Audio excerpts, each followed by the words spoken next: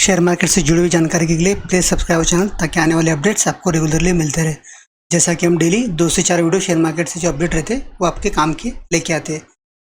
तो अभी जो क्वार्टर 1 के रिजल्ट्स में हम वीडियोस बना रहे हैं, हमारी जो सीरीज चल रही है उसमें आप आज का जो वीडियो हम कवर करने की कोशिश कर रहे हैं वो है अदानी विलमार। अच्छी खासी कंपनी है। अगर आप देखेंगे तो लार्ज कैप कैटेगरी वाली कंपनी आती है, पर कंपनी के जो मोमेंटम है वो एक स्मॉल कैप टाइप कंपनी वाला मोमेंटम कंपनी कर रही है। अगर ऐसी कंपनी है तो थोड़ा बच के इन्वेस्ट करना चाहिए ऐसी कंपनी में।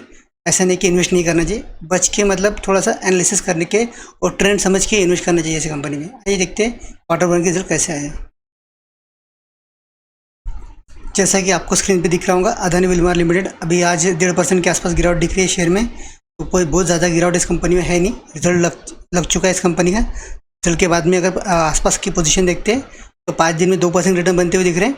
1 महीने की बात करें इस कंपनी की तो 1 महीने में करीब 18%, और 6 महीने की बात करें तो 6 महीने में 150% रिटर्न बनाती हुई दिख रही है कंपनी।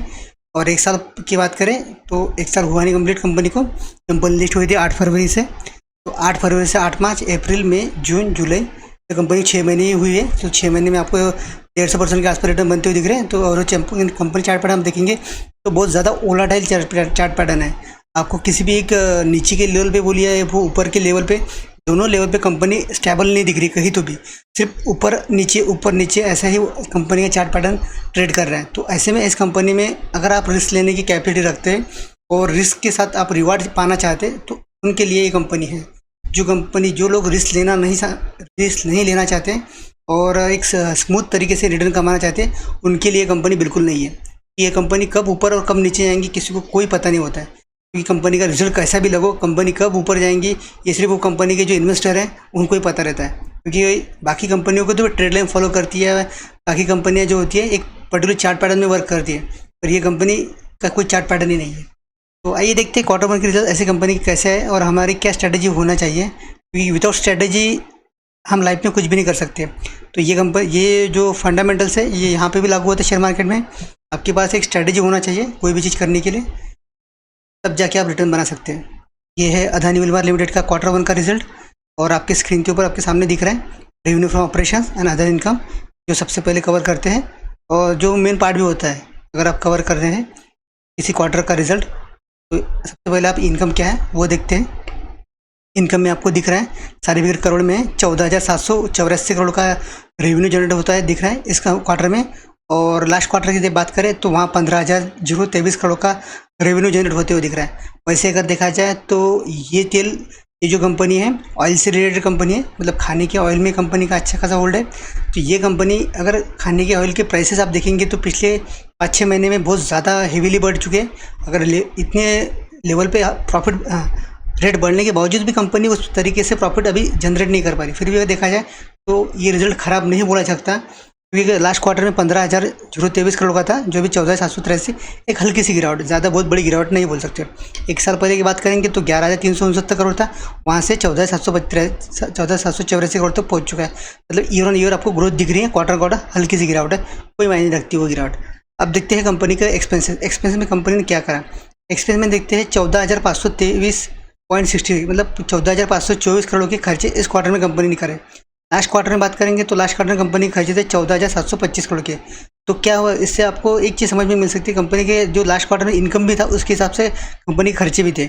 इस क्वार्टर में हल्की सी खर्चों में भी गिरावट है, क्योंकि हल्की सी इनकम में भी गिरावट है। तो इससे कंपनी के नेट प्रॉफिट पे आपको इफेक्ट देखने को मिल सकता है। अब लास्ट ईयर की बात करेंगे तो वहाँ 11,145 करोड़ के आसपास खर्चे थे, जबकि 1 साल पहले का जो इनकम था वो इनकम के हिसाब से वो ठीक ठाक खर्चे थे, मतलब वो ज़्यादा डिफ्रेंसिएशन नहीं था। अगर ये सब चीज़ें जाने के बाद देखते हैं कंपनी का प्रॉफिट बिफोर टैक्स, तो इस क्वार्टर में 260 करोड़ रुपए इस कंपनी कमा रही है। लास्ट क्वार्टर में 298 थी और 1 साल पहले 225 करोड़ थी। 225 से 298 और 298 से 260, मतलब ईयर ऑन ईयर में अच्छी खासी ग्रोथ है, क्वार्टर ऑन क्वार्टर में हल्की सी गिरावट है। तो दोनों तीन कंडीशन कंपनी के फेवर में है। ऐसा कंपनी को बहुत ज़्यादा टेंशन लेने वाली बात नहीं, क्योंकि क्वार्टर ऑन क्वार्टर खर्चे कम ज़्यादा होते रहते हैं, क्योंकि एक चीज़ कोई कंपनी के ऊपर इफेक्ट नहीं करती। मार्केट में जो मल्टीपल फैक्टर्स होते हैं वो कंपनी के ऊपर इफेक्ट करते हैं। तो इसके ऊपर इस कंपनी का ऐसा नहीं कि ये पर्टिकुलर कंपनी है, मार्केट के सभी कंपनी का एनालिसिस करने की कोशिश कर रहे हैं जो अच्छी है। तो उसमें सभी में ये ट्रेड लाइन फॉलो होती दिख रहा है कि कंपनी के इस क्वार्टर के रिजल्ट थोड़े से वीक आते हैं, ज़्यादा वीक नहीं है, थोड़े से वीक आ रहे हैं, क्योंकि इंटरनेशनल मार्केट जो प्रेशर है उनसे ये कंपनी अभी अछूती नहीं रह सकती। अब देखते हैं सारे टैक्सेशन जाने के बाद में क्या पोजीशन बन रही है। सारे टैक्सी जाने के बाद में इस क्वार्टर में 193.59 करोड़ के खर्चे इनकम जनरेट होते हुए दिख रहा है। नेट प्रॉफिट लास्ट क्वार्टर में 234 करोड़ था और एक साल पहले 176 था। तो ईयर ऑन ईयर तो आपको जम दिख रही है, क्वार्टर ऑन क्वार्टर आपको गिरावट दिख रही है। तो दोनों कंडीशन में कंपनी ऐसी कंडीशन लेके आई हुई है। तो ओवरऑल अगर कंक्लूजन निकालने की बात करें तो एक अच्छा रिजल्ट ही बोला जा सकता है। बहुत अच्छा नहीं है पर अच्छा रिजल्ट है। मतलब अगर आप क्वार्टर ऑन क्वार्टर देखें तो बहुत ज़्यादा गिरावट नहीं है, हल्की सी गिरावट बोली जा सकती है और ईयर ऑन ईयर में कंपनी ग्रो ही कर रही है। तो एक प्लस पॉइंट कंपनी के फेवर में जाता ही है।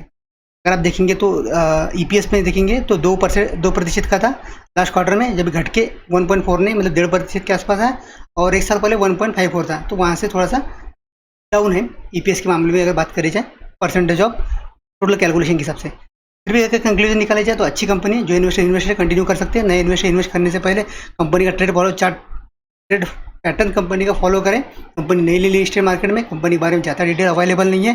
तो जो रिस्क लेना पसंद करते हैं उनके लिए कंपनी अच्छी कंपनी है। Thank you for watching video, stay continue with us. I really appreciate your time.